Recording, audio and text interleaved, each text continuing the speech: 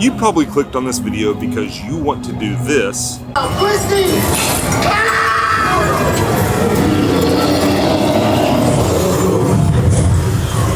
while spending as little time as possible doing this.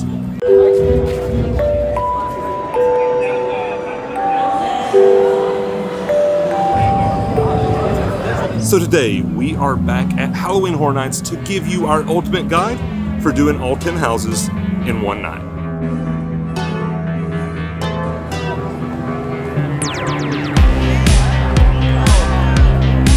We came over here to Stay and Scream, which is probably your best bet if you're trying to get all 10 houses done in one night. And we are currently in line for Stranger Things. We decided to go with this house for Stay and Scream because it seems like that is the #1 draw for this year.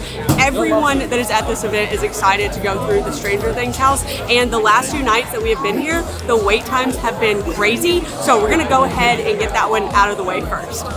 We were really shocked at the number of people that were already in line for Stranger Things when we got in Stay and Scream. Now we did get here a little bit late, so we got in Stay and Scream about 4:45, and the cutoff is 5 o'clock, so we do recommend that you get here by 4:30 at the latest, but we were running a little bit late. But like the line already had like several switchbacks. It was absolutely crazy. So we typically don't like to burn express as soon as like when we're coming out of Stay and Scream, but I think we're gonna go ahead and express this first house. If you're wondering if this only works if you have Express Pass, the answer is no. We actually think that your game plan is gonna be fairly similar whether you have Express or not. Now there are a few things that we would do differently if we didn't have Express, and we'll point those out when we get to them. Like the first thing is that if we didn't have Express, we would have gotten to Stay and Scream a lot earlier than 4:45.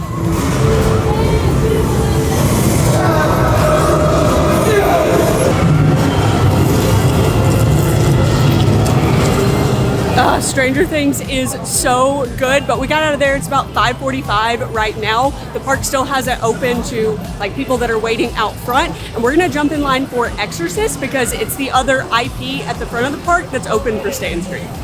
This afternoon when we were trying to decide like what route we were gonna take to do the houses in, we had some really tough decisions because we typically like to start over in the Springfield Stay and Scream because we feel like you can get a lot done in the back of the park in the very first hour.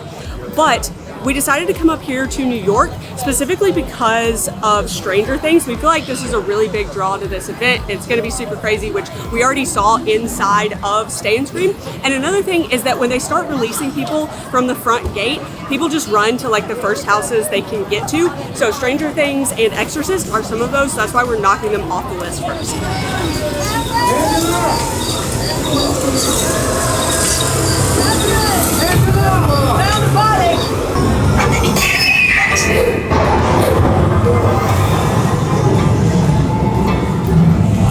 Tyler conned me into doing that house again. So if you've watched us in the past, our next move is gonna like trip you up a little bit because normally we would tell you to stay in that area and just finish up what's right there.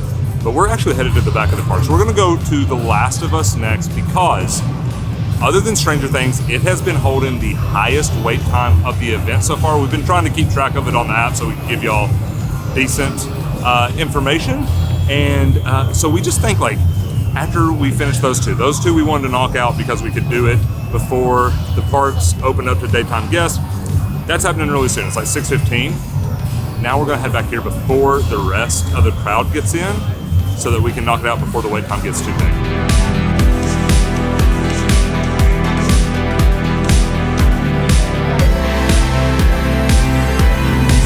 The park hasn't even opened up yet, and this house is already a 95-minute wait, but I love how they put like another wait time sign like halfway through the line just to make sure that you absolutely know how like crazy long this line is before you get in it.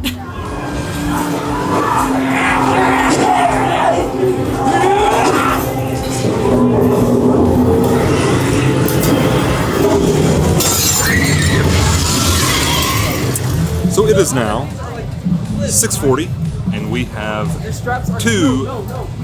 two most popular houses down. That house right there is it's just the game. Like I said it in our open at night video, but that is just the game. Like it's a perfect replication. And if you love the series, you have to go through that house, but the only, like we were talking about it in mind, the only thing that we might do differently is if you got, we were talking about Stranger Things, so we did that early, and the wait was really long, and of course we had Express Pass. Like Anna said, we got there late, but if you notice when you get out, it was like 6, you might just go ahead and come back and do this, because it was 95 minutes when we went through it, when we got back there before the daytime crowds had gotten in, and when we just looked, it was 125. So one of the things that we might adjust, like we were talking about, we would tell you when we would adjust them. If you got out of Stranger Things and it was like 6, we probably wouldn't do another house up there, because we'd be afraid that that line would get insane and waste your whole night. Before we go through Monsters, we got to talk about the exit for The Last of Us. They route you like the strangest way to get you back into the park. It's like you're in the, you're backstage, and like the line is so long. I feel like you were walking forever. I'm so glad we didn't save that until like the very end of the night, because I don't think my feet could handle it. So a little forewarning, like the exit takes forever, and it actually brings you back over here in the kid zone. So the entrance is like down by Men in Black, but you get back into the park all the way down here, which is kind of nice because we're gonna go right into Monsters, but it's just crazy like how long that is. Coming to their farm near the Palace Opera House.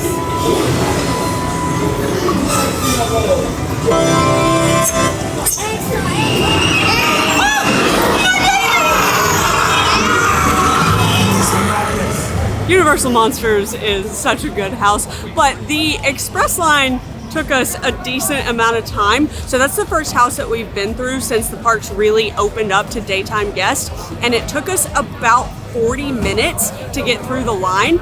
So even the express lines are starting to build now that the event is getting even busier. But something that we did want to mention is that after kind of the rush of Stay and Scream, and you get through those first like 3 to 4 houses depending on your timing, between like 7 and 8 is a really, really good time to grab some food if you're hungry, because once it gets dark a little bit later in the night, when people get hungry, they've been here for a couple hours, those food lines can get just as bad as some of the houses, especially some of the more popular booths like the Chucky booth. We have seen insane lines over there.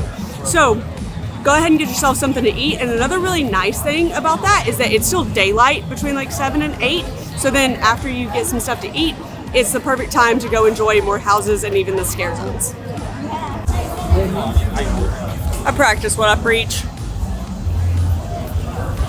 With this game plan, we think it makes the most sense to finish everything in the back of the park before we make our way all the way back to the front where we started. So our next house is going to be the Darkest Deal. I am sad that there's not a fiddle solo in here, but it's still a good house. The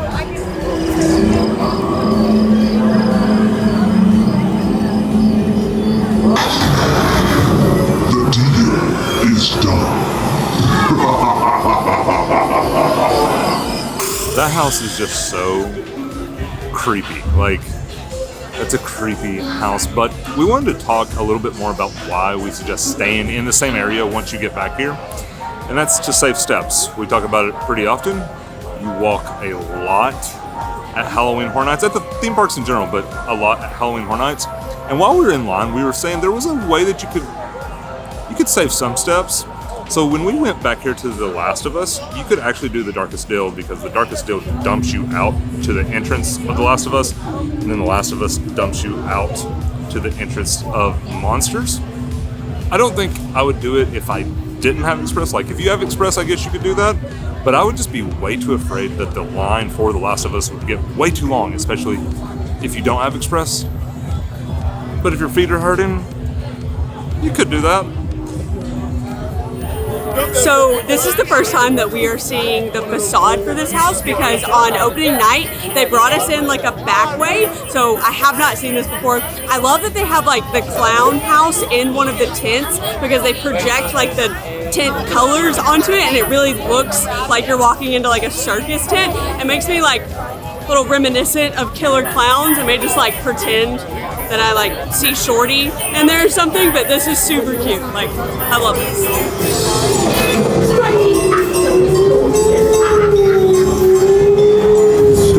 And you Kill them!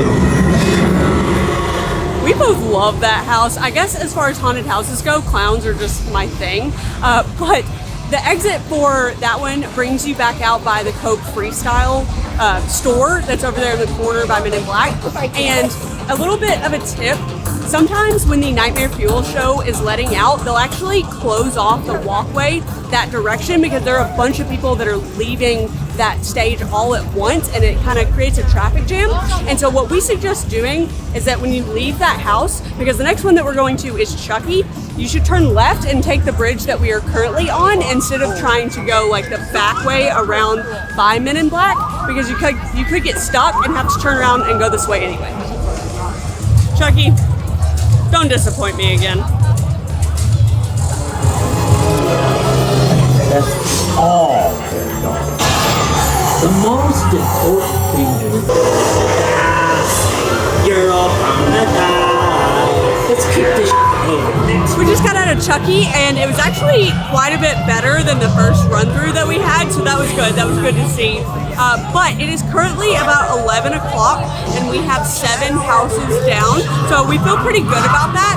And something to keep in mind is that if you were just here going through the houses and enjoying yourself, it shouldn't take you as long as it has taken us, because when we're filming, we have to stop and talk and get extra shots of stuff, and we ran into some friends and said hello to some people. So in general, you should be able to get to the point where we are a little bit quicker when you have Express Pass. And we only have 3 houses left. It's not even midnight. So I feel like we would still have plenty of time to enjoy the scare zones, get some more to eat, maybe even check out the show if that was something that we were interested in. All right, guys, now that we're up here, the game plan is pretty simple. We're gonna finish up the houses we haven't done. So that's gonna be Yeti, Dueling Dragons, and Bludgeon. About lost it for a second. It is currently 11:11, so we will report back when we finish up. We did it! We got through all 10 houses, and it is currently 12:07, so just a few minutes after midnight. And I really think that if we weren't filming and hadn't stopped to talk to some friends, that we could have gotten done a good hour to maybe even an hour and a half earlier than we did. So we really feel like if you didn't have Express, that you really could, on a night like tonight, get through all 10 houses in one night. But we don't think that it would be possible for you to get through everything at the event. But with that said, this has been such an amazing night. If you guys want to check out our opening night of HHN inside all 10 houses, you can check out this video right here. But thanks for hanging out with us, and we'll see you in the next one. Bye! Bye. Really close by.